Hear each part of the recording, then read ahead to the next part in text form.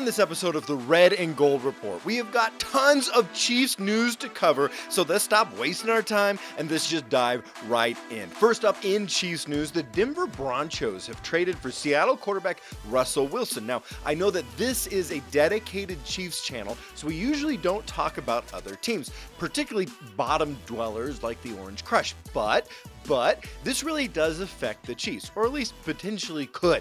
Now, how is it going to affect the Chiefs? What kind of impact will it have on the division? Well, on one hand, Russell Wilson could live up to his elite name and maybe help Denver actually challenge the Chiefs during their 2 games a year for the first time in a long time.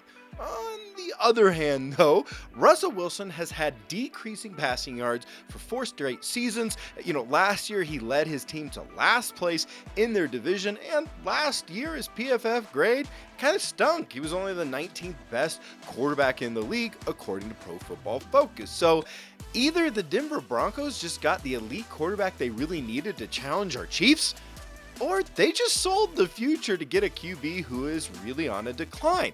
Only time is going to tell, but my instinct is that Russell Wilson will elevate Denver to at least competing for a playoff spot, but not being a true contender. In other news, it's reported that the Chiefs are working on an extension for wide receiver Tyreek Hill, who is heading into the final year of his contract. Now, rumor has it that the deal will probably run for 4 years, $85 million. Yeah, that's a whole lot of money. But if that ends up being the case, it's not a deal that sets records. It's not a deal that resets the market, which should be seen as a real win by the Chiefs. So we'll have to wait and see. It could be a win.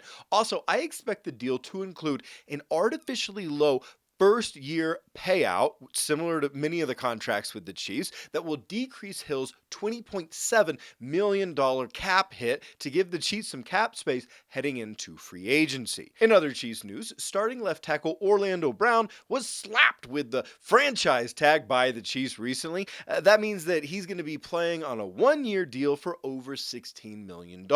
It also means that it gives the Chiefs more time to hammer out a long-term contract with a key player who is good but not elite, but is going to ask for elite money. So this just gives us time. Now, this is actually what I have been assuming was going to happen on this channel for weeks now. But now with Brown receiving the tag, we're all going to be watching if a long-term deal can be completed over the next few months before next season, which is actually what's rumored to be going on right now at Arrowhead. Oh, and real quick, if you want the best in-depth but succinct Chiefs news brought to you online every week, then you got to subscribe on YouTube, hit that little notification bell, subscribe to the Red and Gold Report. In other news, well, sometimes things that we need to pay attention to are not the things that are actually happening. Sometimes what you should pay attention to is what's not happening. And, well, what's not happening? Well, when the offseason began, there were a number of news outlets that assumed that the Chiefs would once again have another offseason of restructuring the big deals on the team to keep kicking the money down the road and freeing up more money for free agency. Now, a lot of news outlets suggested that they would restructure Mahomes' contract or Travis Kelce's contract, maybe Joe Thuney's contract, maybe Chris Jones, to just get that money moving down to other years. Now, what I said at the time was that I think it's going to be a little harder than in past seasons because, well, Mahomes, Jones, and Kelce, they've already all restructured their contracts, and Joe Thuney just signed his last year, and that's kind of what we're seeing so far. It's not that none of those guys will restructure, it's that none of them yet have, and free agency is really coming up quickly. In other news, the team is bringing back corner DeAndre Baker and receiver Josh Gordon. Both were signed to relative fanfare, somewhat fanfare last year, and both produced all a diddly squat last season. In other Chiefs news, NFL free agency starts March 16th, which is just days away. As of right now, Spot Track is reporting the Chiefs are $5.4 million over the cap. Overthecap.com is reporting the Chiefs are, well, over the cap by $6.3 million. Now, let's figure in our safe assumption that Frank Clark is going to be a post-June 1st cap casualty and save the Chiefs about $19.5 million. Over the Cap also estimates it's going to take the Chiefs $9.3 million to sign their rookies. All of that's only going to leave the team with about $5 million to attack free agency, which will buy you a whole lot of nothing in the NFL. With that in mind, the Tyreek Hill extension is now crucial for the team to wrap up. And getting Mahomes or Jones or both to restructure has to be, creating some kind of nervous tension at Arrowhead. In other news, it appears Tyron Matthews' time in the red and gold is over. Now, the free agent, to be in true immature fashion, did take to social media. He made like a weird post that kind of sounds like he's done in Kansas City. So was it a good decision that the Chiefs are going to probably let him walk, that they're going to let him test free agency without offering him a big contract and bringing him back? Well, that brings us to talking about the safeties. Now, each week leading up to free agency, we've been discussing a different position group and how they did in 2021 and previewing what this offseason might hold at that position for the team. Now, in this episode, we're going to be talking about just the safeties. And since we're already talking about Tyron, well, let's start with him and the Honey Badger himself. Here's the thing. The question is not whether the Chiefs are better with Tyron on the roster. Of course they are. Of course they're better with him coming back. The question is whether the Chiefs should break the bank to sign him in free agency. Because you know what? The Chiefs are really still having some cap problems. It's easy to make either argument. Now, if we wanted to argue that they should bring him back, we would talk about Tyron's intangibles. When the team is doing well, when the team is doing okay, his energy on the field is palatable. It's infectious. He lifts other players in their play. At times, he can create plays out of just beastly-like instincts. He also has flexibility, being able to play in the box as a blitzer, in the deep zone, and even as a slot corner. That's the argument for breaking the bank to bring him back, right? But if we wanted to argue that they should not bring him back, we would talk about how this is the wrong time to re-sign Tyron. First off, Tyron will be turning 30 years old before the start of the season. That's not exactly the right time, usually to be signing a safety to a massive contract. Second, Tyron's leadership was a bit questionable at times in 2021 when the team was down and struggling. His on-field body language was harmful at times during the difficult times of the season. He also put out some real nasty social media stuff about the Chiefs fans last year that I did not like. And you know what? Third, his on-field play, it dropped off significantly in 2022. We just kind of have to admit it. Instead of an elite safety, he was just okay at times, above average. There were a few times where he was great, but in 2021, he was the 38th graded safety in the NFL, according to PFF. Now, there's 64 starting safeties in the NFL, so that's about average to slightly below average starter. He also had 3 interceptions, which is about average for a starter. There were like 4 dozen defensive players that had 3 or more interceptions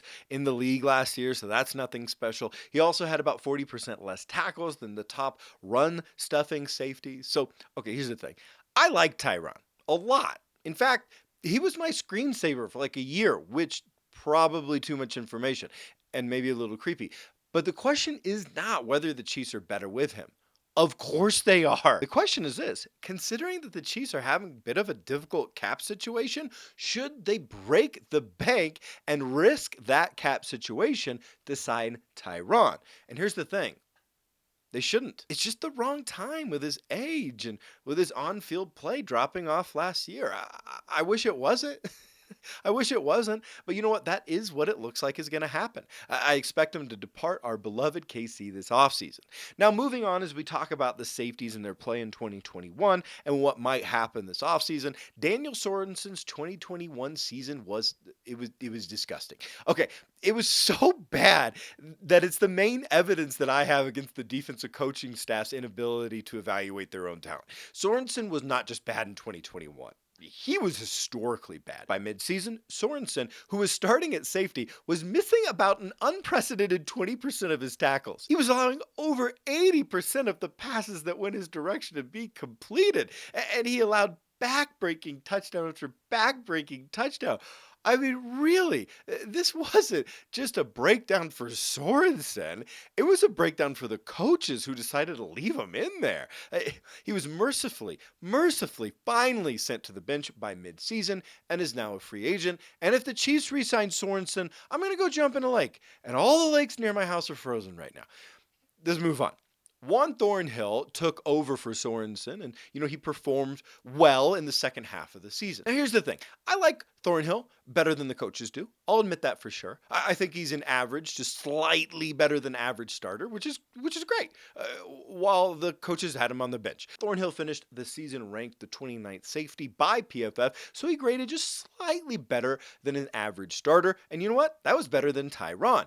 Thornhill is not an elite playmaker. I'm not saying he is, but he does do his job on most downs. He usually is in the right spot, and he is a better deep valve safety than in the box tackler. Now, I'm not saying he's top tier, okay? But he is plenty good. He really is. And the Chiefs, they've got a lot of holes this offseason that they've got to fill. There's no use to not just admitting that he's the free safety starter. And the fact that the coaches had Sorensen starting over Thornhill has more to say about the coaches than Thornhill. Thornhill is entering the last season of his contract and is the best safety currently under contract by the Chiefs. And you know what? He should be considered a legitimate starting free safety entering next season. The only other safety to chat about from last year was Armani Watts. Now, Watts only played in 77 snaps. He played way better than Sorensen. Didn't seem to matter since the coaches didn't notice. And now he's a free agent, and I don't know if he's going to be back or not. So if I was general manager, what would I do with the Chiefs safeties this offseason? Well, first, I name Juan Thornhill an official starter so the coaches can't jack that up, like save the coaches from themselves. Then I would sign another safety in free agency. Sure, it'd be great to sign like the Saints Marcus Williams or re-sign Tyron Matthew, but you know what? Those contracts are going to get rich quick, maybe $15 million, maybe even more a year. So instead, I'd be looking at players who I think might run me $8 million a year or less, like the Jets Marcus May, the Seahawks Quandre Diggs, the Patriots Devin McCourty, the Eagles Anthony Harris. With that starter and Juan Thornhill in place, I'd then spend one of the Chiefs' third or fourth round picks on a safety in this draft, since if you watch the Chiefs closely, they actually end up playing their third safety for a lot of snaps. But what do you think? Do you think Thornhill should be a 2022 starter? Who should the Chiefs sign to play that second safety spot? Or do you think that, you know what, they should pay whatever it takes to bring Tyron Matthew back? Let me know what you think in the comments. Make sure to hit that subscribe button. Make sure to hit the notification bell, all that good stuff on YouTube. Thanks for watching, and go Chiefs!